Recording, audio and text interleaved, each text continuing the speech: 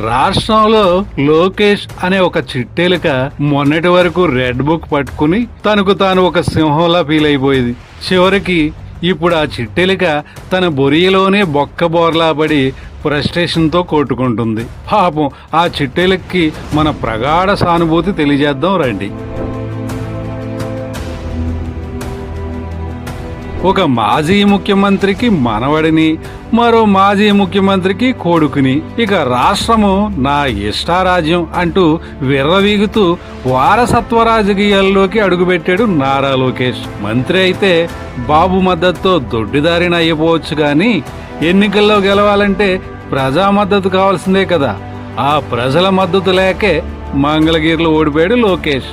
అప్పటి నుంచే లోకేష్లో నేను రాజకీయాల్లో పనికిరాను అనే ఆత్మ న్యూనత భావం లోలోన పెరిగిపోయింది. దాన్ని కవర్ చేసుకోవడానికి పాపం